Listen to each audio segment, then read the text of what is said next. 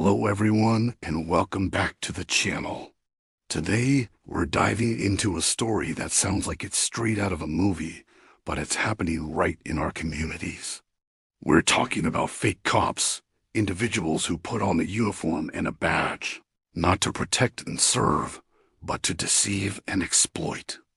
It's a trend that's becoming alarmingly common, and we're going to break down some recent, frankly shocking cases that expose just how bold these imposters are getting.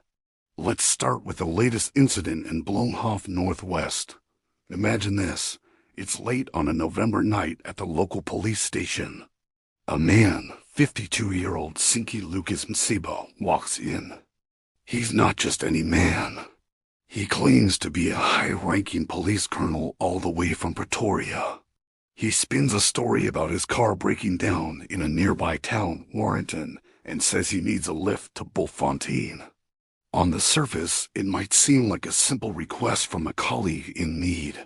But something didn't sit right with the officers on duty. Their instincts kicked in. They started asking questions, running some checks, and what they found was startling. This supposed colonel was no police officer at all. He wasn't a member of the South African Police Service, period.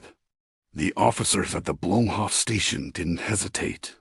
They arrested him on the spot for impersonating a police officer. Msiba appeared in court and is being held in custody while the investigation continues. Major General Reno Naidu, the acting provincial police commissioner, was quick to praise the officers for their sharp thinking. He highlighted a very serious concern. Police stations themselves are becoming targets for these impersonators. Why? Because these places hold sensitive information, firearms, and other state resources. Naidu's message was firm and clear. This arrest should serve as a strong warning. The police will not tolerate anyone trying to abuse their resources or masquerade as one of their own. But this isn't an isolated event. This kind of audacious crime is happening elsewhere, and sometimes the motives are far more sinister than just getting a free ride. Let's travel back a bit to a case from Pretoria earlier this year, which adds a darker layer to this issue. It's a story of kidnapping and extortion, all under the guise of law enforcement. In the early hours of a Sunday morning in May, a crime prevention team, working with local wardens, noticed a suspicious vehicle on Lillian Street in Pretoria Central. They pulled the car over for a routine stop and search. Inside, there were 3 men. As the real officers began questioning them, they quickly realized something was terribly wrong. 2 of the men weren't just passengers. They were being held against their will. The 2 victims, both foreign nationals, shared a terrifying story. They were trying to get to Brits and had accepted a lift from the driver. But the trip took a dark turn. The driver changed course, drove them to Pretoria, and then revealed his fake identity. He claimed he was a police officer. His demand? A staggering R9,000 for their freedom. He forced them to call their families, begging for money to be sent for their release. Fortunately, the real police intervened just in time. The driver was arrested, facing a trio of serious charges: impersonating a police officer, extortion, and kidnapping. This case shows the dangerous reality of what can happen when someone preys on the trust people place in the police uniform. These criminals aren't just faking an identity. They're using it as a weapon to terrorize and exploit vulnerable people. So what's driving this trend? The reasons can be complex. For some, like the man in Bloemhof, it might be about gaining access to police resources or simply testing the system. For others, like the kidnapper in Pretoria, it's a calculated criminal enterprise. The police uniform commands a certain level of authority and trust, and criminals are cynically exploiting that for financial gain or to commit other crimes without immediate suspicion. This raises a crucial question for all of us. How can we protect ourselves? How do you know if the person stopping you is a legitimate officer? It's a tricky situation because we're taught to comply with law enforcement.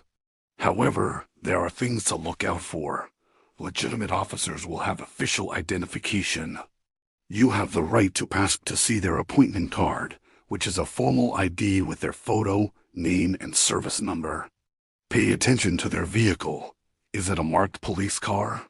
While unmarked vehicles are used, be extra cautious.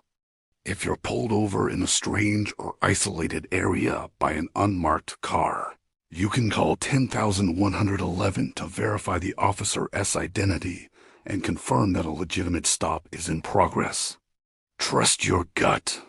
If something feels off, like it did for the officers in Bloemhof, don't ignore it. The officers' behavior, their knowledge of procedure, and their professionalism can all be indicators.